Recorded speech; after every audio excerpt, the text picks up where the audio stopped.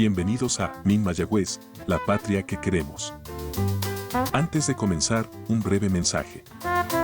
Síguenos en Spotify, YouTube o tu plataforma favorita y activa las notificaciones para no perderte los nuevos programas. Déjanos sus comentarios o reseñas y escríbenos en las redes como MIN Mayagüez en Facebook. Ahora sí, comencemos con el programa de hoy. Cápsulas históricas, cortesía de Calendario Puertorriqueño Independentista. Bienvenidos. Calendario Puertorriqueño Independentista. Proyecto educativo con el fin de difundir la historia heroica del independentismo puertorriqueño y reseñar las dignas biografías de sus representantes más destacados y sus contribuciones al bien de Puerto Rico y el mundo. 25 de julio del 1966. Falleció en Jayuya, Puerto Rico, quien fue Blanca Canales. Nacida el 17 de febrero del 1906 en Jayuya, Puerto Rico, fue trabajadora social y líder de la revuelta nacionalista de Jayuya el 30 de octubre del 1950.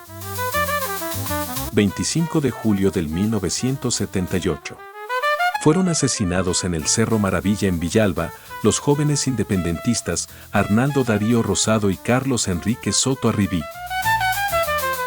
25 de julio del 1899. El periodista Evaristo Iscoa Díaz izó la bandera puertorriqueña para protestar y retar el régimen militar estadounidense. 25 de julio del 1938. El gobernador Blanton Winship fue atacado a tiros por un grupo de nacionalistas en el municipio de Ponce. Esto mientras él celebraba un aniversario más de la invasión estadounidense en Puerto Rico. 30 de julio del 1936. Fueron sentenciados con una pena de 6 a 10 años de cárcel el doctor Pedro Albizu Campos y los otros 7 nacionalistas arrestados en marzo 4 del mismo año acusados de conspirar e intentar derrocar al gobierno estadounidense establecido en Puerto Rico.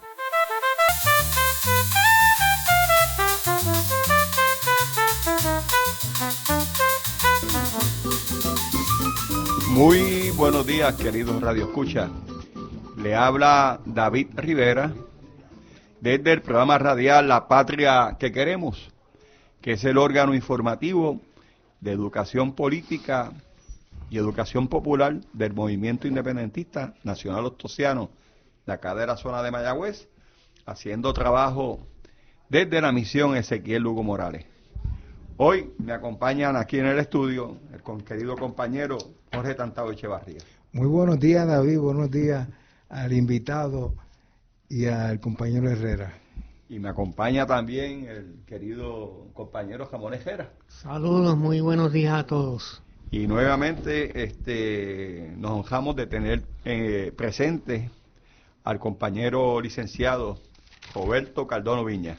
Sí, buenos días, compañeros. Para mí, como siempre, es un gran gusto comparecer a este foro tan importante que siempre yo lo describo como el de la vanguardia de la lucha por la independencia en la zona oeste. Gracias, Roberto, por ese reconocimiento que siempre nos hace, y aceptamos muy humildemente. Roberto se ha destacado como un estudioso de la historia puertorriqueña y se ha especializado en el nacionalismo puertorriqueño. Es una de las personas más conocedoras de la historia del Partido Nacionalista y ha sido y es constantemente invitado a diferentes foros a hablar de ese tema.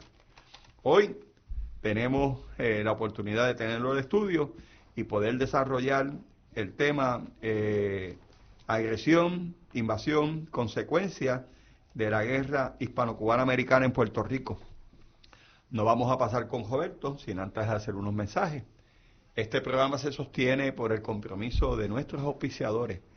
Si usted desea que continuemos haciendo esta labor educativa, pues mire, nosotros tenemos una ATH móvil y también tenemos la aplicación de PayPal. Usted entra al 787-413-1546. 787-910-2721. Le di mi teléfono. 787-910-2721. Allí le va a salir Misión Ezequiel Lugo Morales, que es la estructura de base del organismo de Mayagüez, y usted puede depositar allí el dinero que usted desee para continuar con este trabajo educativo.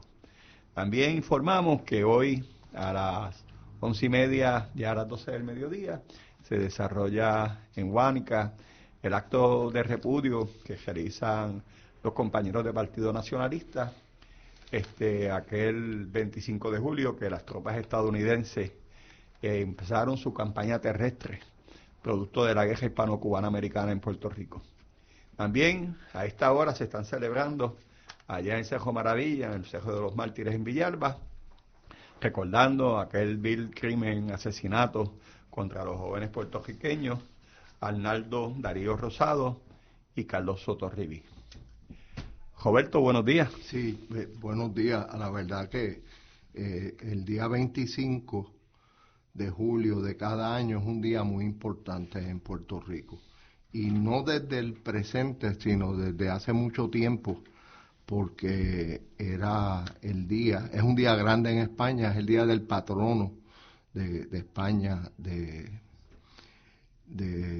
ver, María, se me fue, de Santiago Apóstol, que es patrono de España y protagonista mítico de la reconquista española, con participación en batallas específicas, montado en un caballo blanco, acabando con los moros. Hay una imagen muy conocida que es la de Santiago Matamoros, y una frase muy conocida también que dijo por muchos años: Santiago y cierra España.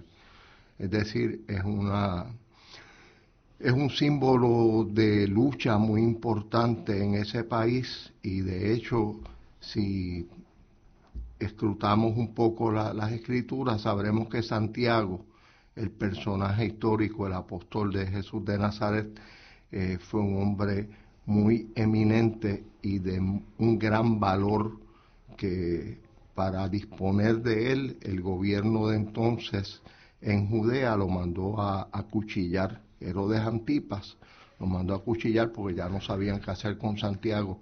Santiago nunca se detuvo en sus propósitos religiosos o filosóficos de enaltecer la figura de Jesús de Nazaret, y fue el primero de los apóstoles que fue martirizado, fue asesinado.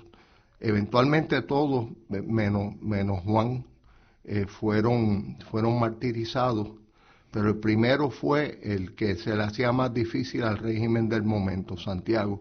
Así que cuando nosotros celebramos en Guánica nuestra eterna protesta a la invasión de Puerto Rico por los Estados Unidos y a la sojuzgación de nuestros fueros soberanos por ese imperio conocido como el Coloso del Norte, y a quien yo denomino el asesino, el verdugo del norte, nos estamos inspirando, quizás inconscientemente, en la gesta del apóstol Santiago, y no me parece casual que Estados Unidos haya seleccionado esa fecha para su invasión terrestre, como bien tú has dicho, en Puerto Rico, porque sabía que en ese era un día de celebración y que para la gente iba a ser una gran sorpresa ese desembarco, y que no iba a haber tanta preparación de las tropas españolas y puertorriqueñas que se destacaban en Puerto Rico. Es un día ya señalado, como tampoco es casualidad que el 25 de julio de 1978 se cometieran los asesinatos del Cerro Maravilla, en una fecha tan señalada, en que se sabía que el Partido Nacionalista, como es su tradición patriótica, iba a estar protestando la invasión en Guánica, que se iba a utilizar también esa fecha para enarbolar la falsa bandera de una constitución en Puerto Rico, y se iba a cometer ese vil asesinato, amparándose los que lo perpetraron en la lucha contra la independencia de Puerto Rico, que aquellos jóvenes idealistas representaban aún siendo pastoreados por un traidor, por un vil asesino que trabajaba para las fuerzas represivas en Puerto Rico. Así que el 25 de julio es una fecha muy comentada en Puerto Rico. Ahora yo venía por el camino desde Aguadilla, escuchando la radio, y estaban varios programas dedicados a analizar el impacto de la llamada Constitución de Puerto Rico, que no es tal. Las constituciones es la ley suprema de los países libres, no la ley suprema de las colonias, ¿verdad?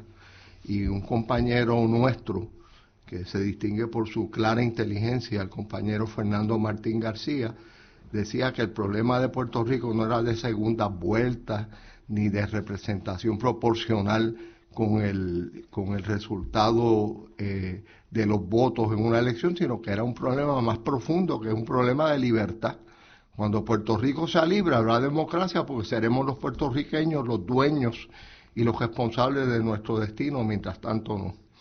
Así que, pues nada, este día es un día de luto y es un día de toma de posición profunda sobre qué queremos los puertorriqueños, qué queremos dejarle a nuestros hijos, ya los que estamos mayores, que hemos llegado a una edad que traspasa el séptimo piso, como dicen los muchachos ahora. Yo tengo 71 años, los cumplí el 26 de mayo.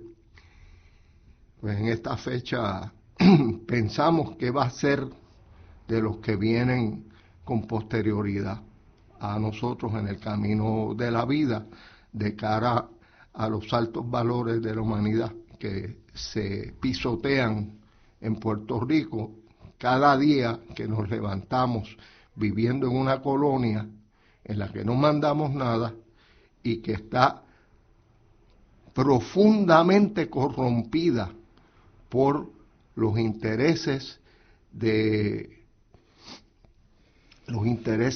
tantas personas que se quieren aprovechar de nuestras riquezas y interesan robárnoslas en nuestra propia cara. Roberto, quería también compartir contigo y con los compañeros y con el público que nos escucha, que también hoy es el natalicio de Blanca Canales. Ave María, Blanca Canales, patriota, trabajadora social y líder que proclamó la República, la Segunda República, allá en el pueblo de Jayuya. También hay una nota que el periodista Evaristo Iscoa Díaz, el 25 de julio de 1899, este fue un periodista de origen español que estuvo siempre opuesto a la ocupación militar de Puerto Rico, y hizo una protesta donde enarboló la bandera puertorriqueña, y las autoridades españolas, las autoridades norteamericanas, ¿verdad?, recién llegadas a Puerto Rico, lo metieron a la cárcel. Esto fue uno de los valientes periodistas, porque también estaba Vicente Barbas Capó, que hicieron frente desde sus periódicos contra la ocupación estadounidense. Y el 25 de julio de 1938, a un año aproximadamente de la masacre de Ponce, un comando nacionalista trató de ajusticiar al gobernador de Puerto Rico en aquellos momentos, el asesino Blanton Winship, que era el cerebro intelectual de la masacre de Ponce, que ocurrió un 21 de marzo de 1937. Así que en ese operativo murió y desaparecieron el cuerpo del nacionalista Ángel Esteban Antongiorgi. Sí. Le indico de nuevo a los queridos radioescuchas que el tema de hoy es agresión, invasión, consecuencias de la guerra hispano-cubana americana en Puerto Rico, y que si usted quiere escuchar este programa en horario diferido, el programa sale por diferentes plataformas, sale por Amazon Music, sale por Spotify, sale por YouTube, y lo busca y lo escucha en el horario que usted quiera o el día de la semana que usted guste. Ramón. Sí, quería añadir a lo que dijo Cardona, que no es verdad que el día 25 de julio se produjo un comienzo de cambio de soberanía. Las colonias nunca realmente están bajo la soberanía del imperio, sino que los imperios transgreden la soberanía de todas las colonias del mundo. Así que fue un traspaso de transgresión de la soberanía de Puerto Rico que siempre existió desde 6.000 años antes del momento presente. Correcto. Perdóname, Tantado. Roberto, oyéndote lo primero que estabas explicando sobre el apóstol. Sí. Nacido ahí en el Medio Oriente, ¿no? Correcto. Pues palestino porque esa región del mundo que estaba bajo el poder de Roma se conocía como Palestina. Él era un palestino. Sí. Pues no dejo de recordar que toda esa área está siendo asediada por el imperio norteamericano que nos invadió a nosotros, de lo cual vas a hablar como parte de eso, y me llena de una gran preocupación el asesinato, la masacre que está tratando de hacer Estados Unidos contra el pueblo de Irán, y el pueblo de Irán luchando con todo lo que tiene, dándose a respetar.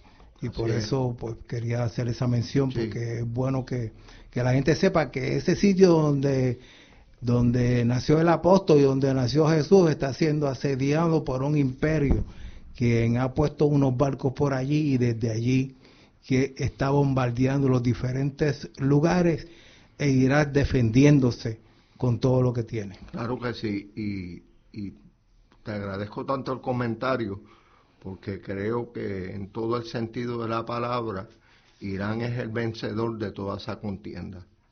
A mí me enseñaron en el pepino que cuando peleaba uno grande con unos chiquitos, y el chiquito más o menos empataba y daba sus golpes, el chiquito era el que había ganado y el grande era un manganzón. Y me parece que en la presente historia, pues Estados Unidos es el manganzón, y cada día pierde más apoyo moral en el mundo. Y hay gente que piensa que el apoyo moral o el reconocimiento moral no es importante. Y a mí me parece que es de las cosas más importantes que existe en el mundo, y de que eso vive el espíritu del ser humano. Y en cuanto a lo que dijo Ramón, es cierto, Ramón, coincido contigo. Y de hecho quiero hacer una cita histórica. Una vez interrogado José de Diego sobre qué representaba para Puerto Rico el cambio de soberanía, él dijo lo mismo que has expresado tú. No fue un cambio de soberanía, fue un cambio de servidumbre. Y así es como él lo definía, y lo definió para la historia, porque es una frase demasiado profunda y demasiado sabia. Fue un cambio de servidumbre, y eso es lo que nos identifica a nosotros en nuestras luchas en este momento, porque hoy día estamos acusando al gobierno de los Estados Unidos y a sus adláteres en Puerto Rico por toda esta situación que vive el país, que no tiene democracia, porque aquí confundimos la democracia con el electoralismo. Y el electoralismo no es democracia. Usted puede hacer las elecciones que usted guste y quiera, pero la democracia solamente se da sobre el sustrato de la soberanía de las naciones, porque democracia quiere decir poder o gobierno de los pueblos, y Puerto Rico es un pueblo sin soberanía, y por lo tanto aquí por definición no puede haber tal cosa como una democracia. Y esa es una de las lecciones más importantes que nos legó don Pedro Albizu Campos, que en Puerto Rico hablar de democracia era un sarcasmo profundo, porque aquí democracia no hay mientras este país no sea libre. Pero quisiera entrar un poquito en el tema exacto, porque como estoy hablando con amigos presentes y que me están escuchando a través de las ondas radiales, pues me parece que caigo en la situación de la conversación de amigos y de compañeros de lucha, y tengo aquí una misión en particular que cumplir.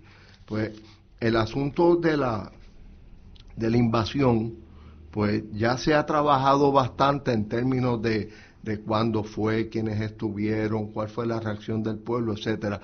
Yo quisiera aprovechar entonces para dar unos elementos que precedieron a la invasión. Y me parece a mí que que debo comenzar con la situación que se generó en Puerto Rico, que generó en Puerto Rico una crisis en el Partido Autonomista, que era un partido que tenía rasgos patrióticos respetables, pero que se enfrentó a una crisis muy importante en el año de 1887 con el entonces gobernador general militar Palacio. El Componte, la época del Componte. Eso generó unos problemas enormes porque ya el partido llamado autonomista en aquel entonces tenía unas ramas del mismo que eran separatistas o por lo menos antiespañolas o por lo menos pro-puertorriqueñistas.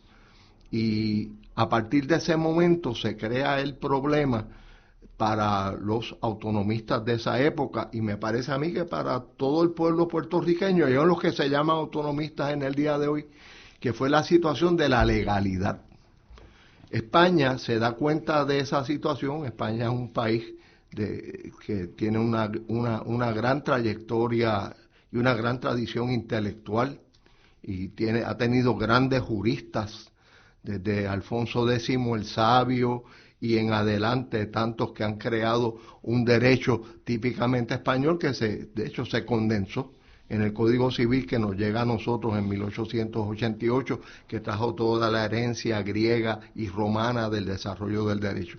Pero a lo que voy a lo siguiente, en Estados Unidos se debatió un caso muy importante, un caso de un patriota cubano que se llamaba Juan Gualberto Gómez. Juan Gualberto Gómez fue acusado penalmente por el gobierno español por predicar el independentismo cubano. Y ese caso pues se movió muchísimo en Cuba. Juan Gualberto Gómez era gran amigo de José Martí y de todo el independentismo cubano, y aunque no fue militar, siempre respaldó las luchas por la independencia desde el año 1868 en adelante en la Antilla Mayor. Entonces se ve ese caso y se esperaba que la sentencia contra Juan Gualberto Gómez, que era pues que se le incautaba la imprenta, se le daban multas, se le metía preso, se esperaba que esa sentencia iba a ser sostenida por el Tribunal Supremo de España, pero no fue así. El Tribunal Supremo de España hizo lo que hacen prácticamente todos los imperios, que nos dicen, tú puedes luchar por la independencia siempre que sea verbalmente y de acuerdo con las leyes vigentes en cada colonia, que es lo que tenemos nosotros en el día de hoy, porque los independentistas, mientras no pisemos un callo, somos pues, bastante buena gente, aunque verdad siempre habrá acusaciones contra nosotros, pero ese asunto de el caso de Juan Gualberto Gómez vis a vis los compontes, vis a vis el análisis propio del Partido Autonomista, de sus ramas patrióticas, pues crea entonces todo el ambiente que vivió Puerto Rico hasta la invasión. Puerto Rico, aunque se indica y probablemente porcentualmente haya sido de esa manera, Puerto Rico nunca estuvo conforme con la llamada autonomía. Puerto Rico sabía que eso no era una solución constitucional ni soberana para la situación que Puerto Rico vivía. Entonces en Puerto Rico ya se van decantando los campos entre los que eran mayoritariamente autonomistas, pero los que eran independentistas. Y hubo unos que permanecieron en Puerto Rico, y nosotros sabemos lo que es la intentona de Yauco, la gesta de Fidel Vélez, la gesta media dudosa con signos de interrogación de Matei Lluveras, etcétera. Pero nosotros tenemos que comprender que fuera de esos líderes que pertenecían a las clases más aventajadas económicamente, había en Puerto Rico un sustrato de personas que venían de aquella época del Componte, de la llamada Torre del Viejo. Y es interesante señalar que en Puerto Rico hubo una situación en el barrio Santa Rosa de Utuado, porque de momento apareció que habían más de 200 personas allí que pertenecían a una organización que se llamaba el Partido Autonomista Separatista, que era un partido independentista activo en la lucha boicoteadora y de otras manifestaciones que no eran enteramente así legales. Se llamaba una sociedad secreta. Pues esa era. La boicoteadora es lo que supuestamente autoriza a España a imponer el régimen represivo de los compontes. Pero esta fue después de los compontes. Compontes fueron en el 87. Esta organización de jíbaros de Utuado, que no eran ni ricos, ni eran profesionales, ni eran comerciantes, eran jíbaros de Utuado, que decían que ellos eran autonomistas separatistas. Y hacían sus labores, y fueron llevados a los tribunales. Y de hecho, a un joven abogado en aquellos años, que tenía alrededor, en aquel entonces tenía 25 años, José de Diego, les tocó la defensa de esos jíbaros. Y archivaron unos casos, metieron presos a otros, le dieron multas a otros, pero todo el mundo se enteró que en Puerto Rico habían separatistas que no eran de entre las figuras conocidas de los lideratos autonomistas. Y ese ambiente se mantuvo vivo en Puerto Rico, porque pocos años después vino la intentona, que era con personas de procedencia bien rural, y personas cuyo armamento eran 3.000 machetes que habían pedido a Alemania. Sí, porque Matei Lluvera era comerciante, y él importó eso, y se esperaba un desembarco por Guánica con armas de fuego, que no se pudo coordinar porque pues ustedes saben que en Puerto Rico está el problema eterno de la delación, es decir, lo que nosotros llamamos vulgarmente choteo, y pues hubo problemas en el desarrollo bélico. Quisiera hacer una aportación relacionada con lo de el autonomismo. Cuando se da el grito de Lares, una de las cosas que el grito de Lares no fracasó del todo. Una de las cosas que se alcanza primero es la libertad de los negros. Sí, segundo, señor. La abolición de la libreta. De la libreta de los jornaleros. Y otra cosa fue que en aquel momento también existía el Partido Autonomista, y el Partido Autonomista lo legalizaron. Sí. El primer presidente que se habla que tuvo la República de Puerto Rico fue Francisco Ramírez, lareño. Sí. Y Francisco Ramírez, según mi profesor de historia, Héctor Feliciano Ramos, entra luego de Lares a las filas del autonomismo. Y sabes que Lares, ¿verdad? Por lo que tú dices, está justamente pegado al lado de Utuado. Claro. Pues posiblemente que esos remanentes que participaron, estamos especulando que esos remanentes de campesinos, de jíbaros, de pequeños haciendados, pues se hayan entrado a las filas del autonomismo con la intención de enfriarse, pero siguieron su labor conspirativa. Esa era mi aportación. Claro, bueno, pues excelente. Yo creo que eso debe estudiarse. Ese enfoque que tú acabas de hacer aquí debe estudiarse más seriamente. ¿Qué relación tenían este tipo de organización como el Partido Autonomista Separatista del barrio Santa Rosa de Utuado, que tenía 200 miembros en ese entonces activos, con el grito de Lares? Pues tiene mucho que ver, y como tú dices, una parte importante se hizo de los revolucionarios de Lares, se mantuvieron vivos en el autonomismo. Y es importante destacar que la familia Beauchamp, Elías Beauchamp, son lareños. Sí. Y que son la misma cepa de aquel Beauchamp que luchó y fue comandante en la Revolución de Lares, claro, que luego pasan a vivir a Utuado. Claro. Sí.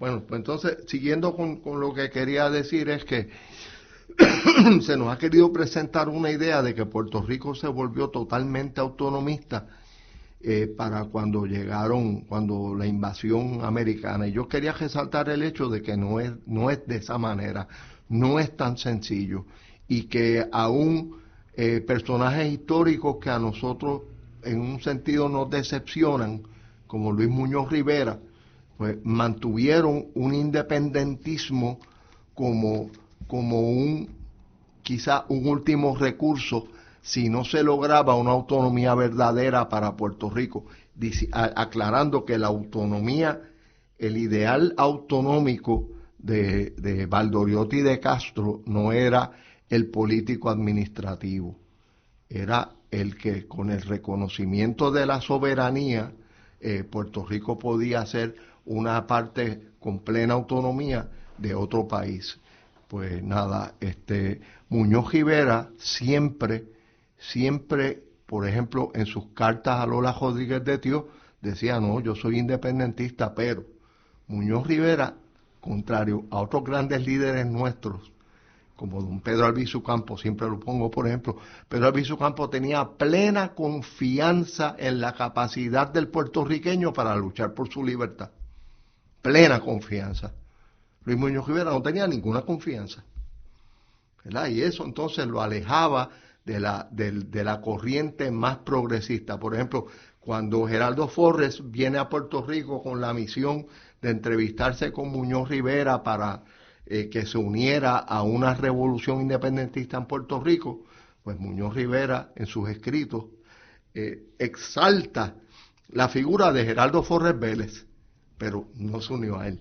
Pero decía, no, ese hombre, tremendo, esa convicción que tiene tan grande en la independencia de Puerto Rico. Yo también, si no quedara otra alternativa, sería... siempre, o sea, que por cierto, que es importante destacar que Geraldo Forres pertenecía al partido, a la sección de Puerto Rico del Partido Revolucionario cubano. Sí, por eso es que él viene con esa misión. Y que llega a Puerto Rico para tantear si realmente hay condiciones para entonces empezar con la lucha armada. Y que es un compueblano tuyo. Sí, es pepiniano y yo creo que donde menos se conoce es en San Sebastián. Y quiero decir también que esto es un dato para algunas personas trivial, pero para mí bien importante, que él fue el primer alcalde no electo de La Habana Libre. A él lo designaron alcalde y de hecho él está enterrado en el cementerio Colón de La Habana. Y tengo entendido, vi una foto de algunos compueblanos míos que fueron a visitar su tumba, lo cual me llegó de gran alegría, porque él fue un hombre tremendo. Sí, Roberto, perdón, para seguir hablando de Geraldo Forres, y también peleó y llegó al grado de comandante en las fuerzas independentistas cubanas. Pero es interesante que el apellido Forres o Forés no está presente en San Sebastián. No existe. Pero sí, Forres es en la traducción bosque. Es bosque. Es bosque. Y el apellido Bosque es un común. Apellido bien común en San Sebastián. Común y en Moca. Y es posible que haya sido Geraldo Bosque y se haya... Puede ser, pero lo que pasa es que el apellido de él es Forres con doble R. Él no es Forres de Bosque, él es Forres. No conozco ese apellido, pero sé que los Vélez eso es muy conocido en San Sebastián. Pero Forres realmente no sé. Pero de todos modos hago hincapié en el hecho de que, contrario a lo que se nos quiere decir, cuando llegaron los estadounidenses, todo el mundo estaba esperando para recibirlos, porque eran autonomistas que estaban en la vía legal y en la vía de lograr algunas reformas, eran más reformistas que autonomistas, ¿verdad? Porque ese fue el autonomismo que sobrevivió en Puerto Rico, no fue el de Valdoriotti. Por eso en el artículo de Martí, que se llama Valdoriotti y las Antillas, un artículo bien comentado, que es del año de 1889, cuando muere Román Valdoriotti de Castro, dice que la libertad nunca estuvo más adelantada que Valdoriotti en la historia puertorriqueña hasta ese momento, lo cual puede ser cierto si se estima que la autonomía soberana, que era la que predicaba Valdoriotti, era en su momento un ideal del pueblo puertorriqueño. Yo creo que ahí Martí se equivocó, y no es que yo pueda corregir a José Martí es una gloria del mundo, pero la libertad nunca estuvo más exaltada que en la figura del doctor Jamón Betance y que en la figura de don Pedro Albizu Campos, que fueron los que se fueron al campo de batalla en términos organizativos, con una lucha grande por la independencia de Puerto Rico. Pero Martí en ese momento dijo eso, porque él ya tenía sus planes, ya le estaba elaborando revivir la prédica independentista cubana que se alimentó del caso que dije primero, el de Juan Gualberto Gómez, que ya permitía que se pudiera hablar libremente, por lo menos, de la independencia, porque Martí tenía la idea de que las Antillas se intercambiaban sus grandes hombres. Y él conocía de la labor, por ejemplo, de la labor de Gotay en la segunda invasión de Narciso López a Cuba, y conocía de la labor de Valdoriotti fundando escuelas y la Marina Mercante Dominicana, y la labor de Betances a favor de Santo Domingo en Francia y a favor de Cuba. O sea, ya él tenía esto claro, de que a nosotros nos quieren enemistar, alguien nos quiere enemistar, Estados Unidos nos quiere enemistar, por ejemplo, con el pueblo dominicano, que son hermanos nuestros y que nosotros compartimos sangre con ellos, con el pueblo venezolano. Mi familia por el lado de los Ubiña es venezolana, vino de Puerto Cabello. Yo quiero decir que tengo sangre venezolana, pero no soy el único, tanta gente en Puerto Rico que desciende de Santo Domingo, de Venezuela, de Haití, que nos quieren decir que nosotros somos tan diferentes a los haitianos. Mire, eso es embuste. Nosotros somos tan negritos como los haitianos y tenemos los mismos sentimientos y los mismos amores, y quisiera yo que el mismo patriotismo del pueblo de Haití, de Carlomagno Peralta, de los grandes hombres haitianos, ¿verdad? Hay un plan siniestro de decirle a los puertorriqueños: no, ustedes pueden estar en el Caribe, pero ustedes no son caribeños. Ustedes están en las Antillas, pero ustedes no son antillanos. Ustedes comparten la sangre de los imperios y de los pueblos aborígenes y de los pueblos africanos, pero ustedes no son negros, negros son los haitianos. Y eso, toda esa tontería que le meten a los nenes de Puerto Rico en la cabeza para que no se entiendan como seres humanos antillanos, caribeños, es parte de un proyecto grande que nos dejó Betances, de que las Antillas eran para los antillanos, ¿verdad? Entonces, pues, nosotros somos víctimas de esto en un sistema de educación que también nos dice que llegaron a invaden los norteamericanos, los estadounidenses, y el pueblo hizo fiesta. Falso. Aquí había independentismo y aquí hubo gente que desde el día 1 sabía que todo eso era una patraña, que en la carta de Miles, de General Miles, que nos ofrece las bendiciones, de la ilustración, todos esos embustes, las estamos esperando todavía. Eso fue muy bonito y quizás muy poético, pero acuérdense de algo. Ustedes saben quién contestó la carta de General Miles. Un humilde alcalde de Fajardo, Antonio Eje Barceló.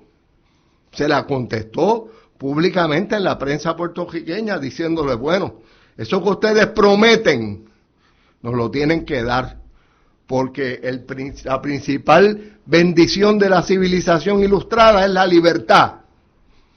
Bien. Y ahí se lo jaspó un humilde, entonces él era un humilde alcalde. Después él fue una figura muy conocida de la historia puertorriqueña. Roberto, sí. Quería que que nos pudieras hablar, ¿verdad? Sí. Ciertamente, el 25 de julio se desarrolla la invasión terrestre por parte del ejército estadounidense. Sí.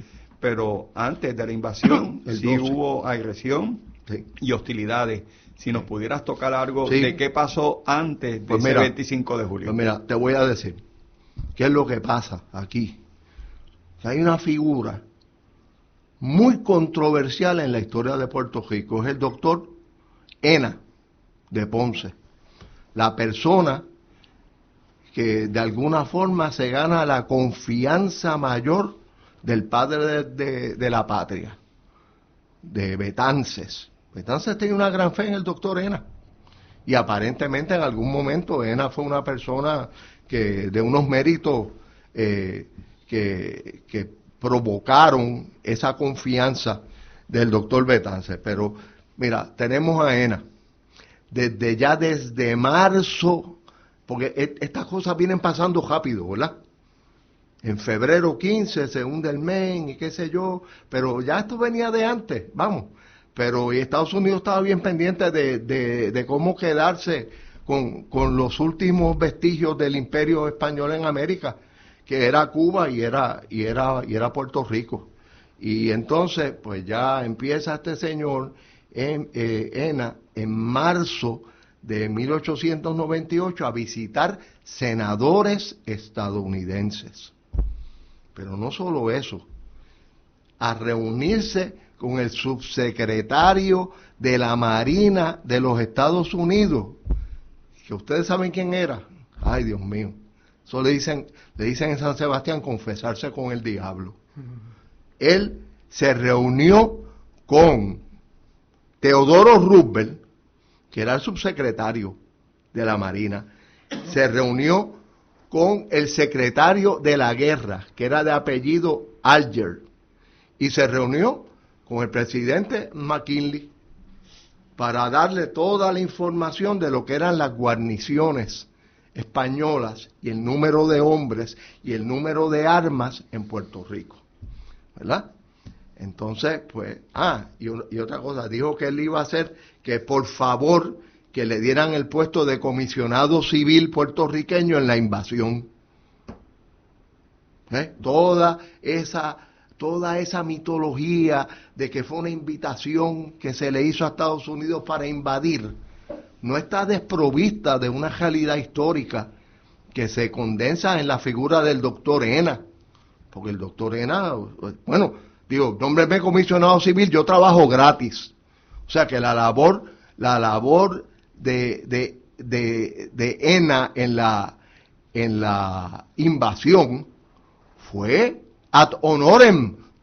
Yo diría que ad deshonorem, ¿verdad? Pero fue ad honorem para él porque lo hizo gratis. Y entonces, teniendo toda esa información, el gobierno de los Estados Unidos, pues ya para mayo, que las cosas no estaban decididas todavía en la guerra para el 12 de mayo, el ejército español no estaba destruido en Cuba. De hecho, no estaba destruido en Manila tampoco, aunque no era parte de América. Las Filipinas son del Océano Pacífico, pero unas batallas sumamente importantes se libraron en Manila. Y bueno, destruyeron completo la flota. Toda la flota. La destruyeron. Bueno, pues de todos modos, el problema de esto, déjame ver si encuentro la nota por aquí, porque es bien importante. Se había hecho un plan independentista que se llamaba el Plan Morales, que era el que había reunido toda esa información de dónde estaban los soldados emplazados, cuál era el armamento que tenía Chichiga, y todo eso era un documento, si no secreto, para uso del independentismo puertorriqueño. Y ese fue el documento que tenía el doctor Ena, y ese fue el documento que le entregó a Teodoro Roosevelt, al secretario Alger y al presidente McKinley, ¿verdad? Entonces, pues bendito sea Dios. Y no solo eso, sino, o si no era traidor, era tan ingenuo que él pensaba que de esa manera se iba a adelantar la independencia de Puerto Rico, porque sacado el Imperio Español de Puerto Rico, Estados Unidos le daría la independencia a Puerto Rico. Entonces él decía que íbamos a ir a un plebiscito, y en el plebiscito la independencia iba a ganar, qué sé yo, y si en el plebiscito de la independencia no ganaba, pues Puerto Rico iba a ser admitido como un estado de los Estados Unidos. O sea, toda esa confusión en un ser humano, pero que tiene ese resultado terrible, que se manifiesta por primera vez en términos bélicos el 12 de mayo de 1898 en San Juan. Es cuando Estados Unidos bombardea y mueren civiles, y se destruyó parte de un templo religioso de la iglesia San José. Están los retratos. Y hubo una huida de la población, de los que podían. Muchos de ellos se fueron para Bayamón y para Guaynabo para no recibir el embate de las bombas. Y lo interesante del caso es que Puerto Rico, digo Puerto Rico porque fue un oficial puertorriqueño, que tú me dijiste el nombre el otro día, Ángel Rivero, que no solo fue un gran militar, fue un gran inventor y un gran comerciante. Fue el primero que le disparó a los estadounidenses. Ordenó que se respondiera al fuego, sabiendo él que como Estados Unidos, él no sabía este detalle, Estados Unidos sabía el alcance de los cañones de San Cristóbal, que fueron los que se usaron. Ahí no estaba ni el Mojo ni nadie, estaba San Cristóbal. Entonces los estadounidenses empezaron a hacer la estrategia de dar la vuelta, y según enfrentaban el viejo San Juan, disparaban y seguían. Entonces viraban en Dorado, lo que es Dorado, que allí estaba el Cañuelo, que era un fuerte muy importante, porque era un fuerte de fuego cruzado para evitar eso mismo. Pero ya el Cañuelo hacía 100 años que estaba en desuso, ¿verdad? Entonces ellos daban la vuelta y disparaban. La tragedia de esto es que los cañones puertorriqueños alcanzaban 1800 metros y ellos disparaban desde más lejos, desde 2000 o 2500 metros, no me acuerdo ahora, y llegaban los impactos, y los de nosotros no llegaban. Pero es importante decir y él lo narra en su libro, que tan pronto Puerto Rico dispara el primer cañonazo, hubo fiesta en todo San Juan. Aquí nadie, eso no era que llegaron los americanos, que bueno, y eso falso. Y eso se recoge en el libro que escribe Antonio Rivero Méndez, Crónicas de la Guerra Hispanoamericana. Y quiero hacer constar que en ese primer ataque del 12 de mayo, que se hizo de madrugada mientras la población civil de San Juan dormía, que era un acto criminal de guerra, porque no se supone que ninguna población se bombardee sin antes avisarle a la población que abandone lo que es el teatro de operaciones. Murieron 2 españoles, soldados españoles, quedaron 39 heridos, murieron 5 civiles y quedaron 18 ciudadanos puertorriqueños heridos. Vaya, un abuso.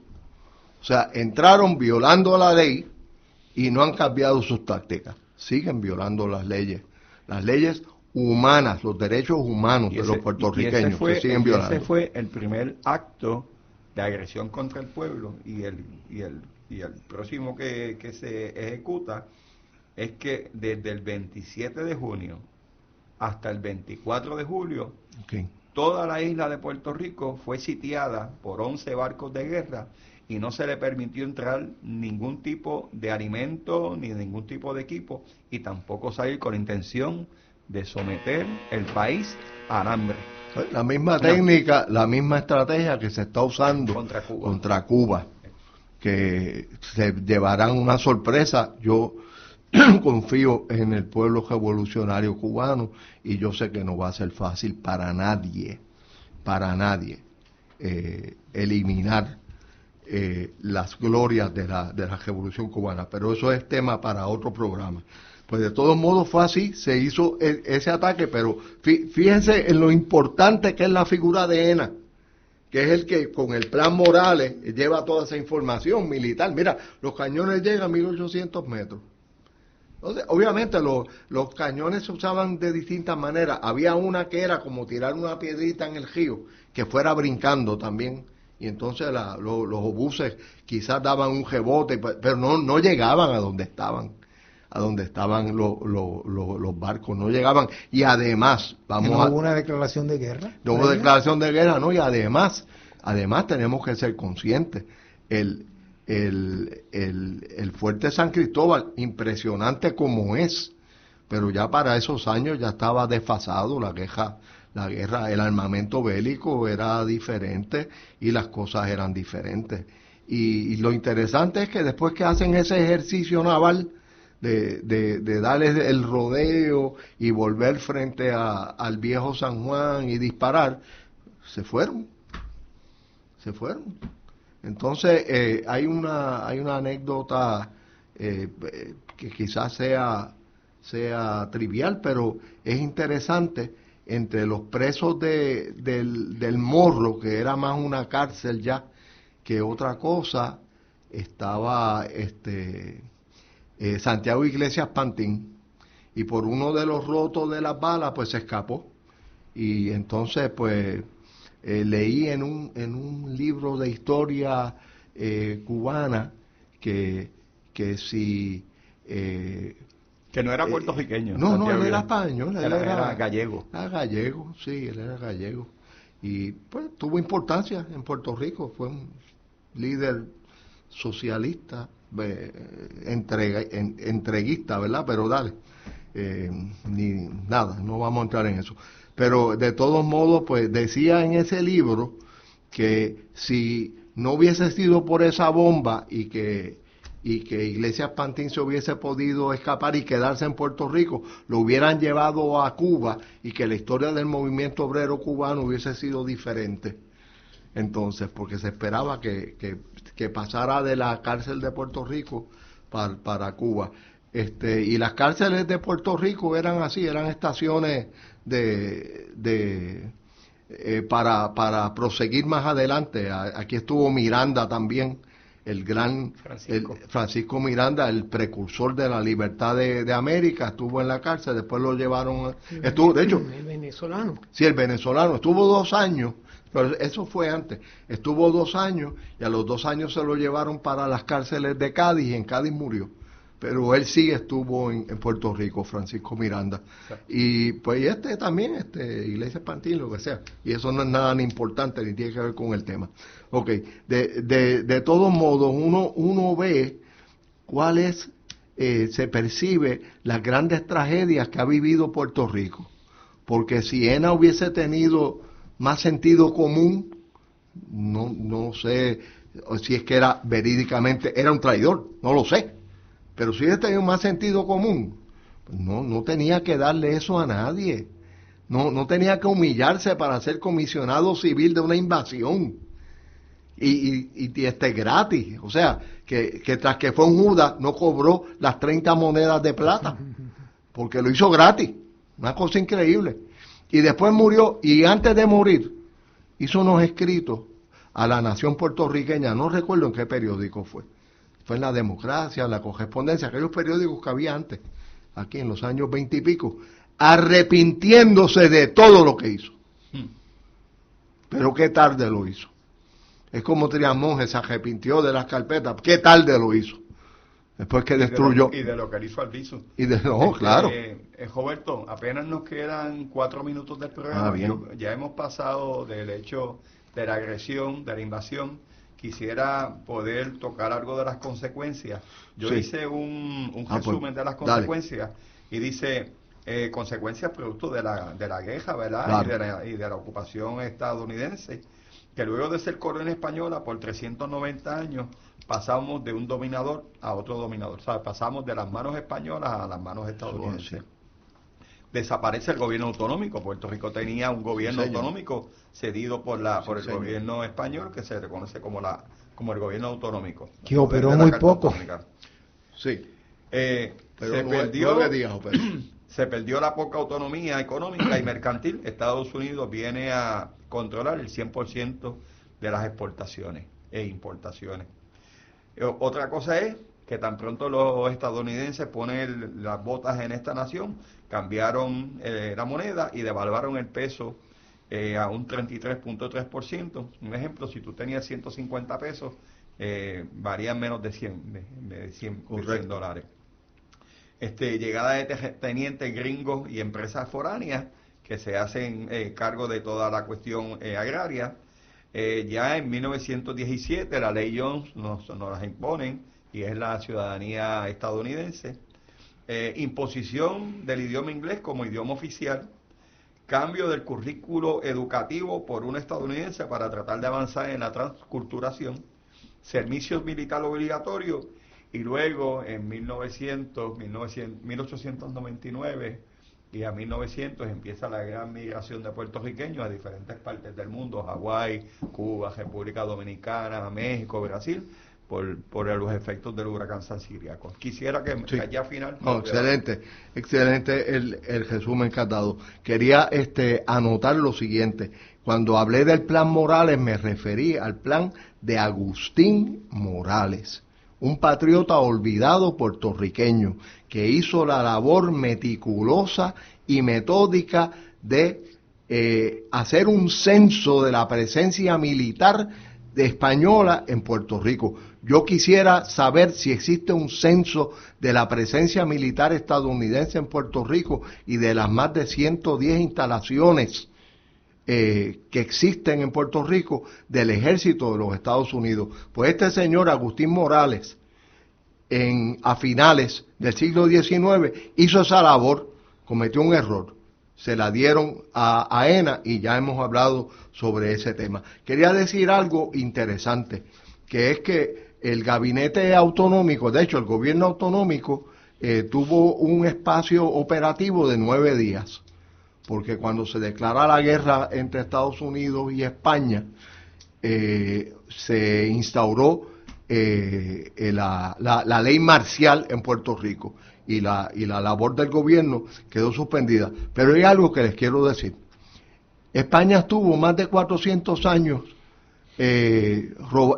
haciéndose cargo de Puerto Rico y nunca nos dejó una universidad. Filipinas tenía universidad, República Dominicana tenía universidad, toda América en España fundó universidades menos en Puerto Rico. Nos tocaron. Pero pues no, nada, bueno, pues voy a terminar con esto. Pues entonces el gabinete autonómico, la única labor que pudo hacer fue sentar las bases para la Universidad de Puerto Rico. O sea que los puertorriqueños fuimos los que trajimos la educación universitaria a Puerto Rico. No fueron los americanos en 1903, fueron nuestros boricuas en el año de 1898. Muy buena forma para terminar este programa. Sí, señor. Tremendo. Roberto, gracias. Gracias, Roberto. Agradecemos al invitado, al querido hermano Gracias a Roberto ustedes. Calderón Viña, y nos despedimos como todos los sábados. ¡Despierta, boricua! ¡Defiende lo tuyo! RSR Podcasts graba y produce podcasts para Mayagüez y otras entidades en colaboración con sus respectivos equipos, con el propósito de educar e informar al pueblo de Puerto Rico sobre temas de soberanía e independencia. No participamos en la selección de contenido ni en la elección de participantes. Esperamos que encuentren nuestro trabajo interesante y útil. Agradecemos sus comentarios y sugerencias y les animamos a compartir nuestros podcasts.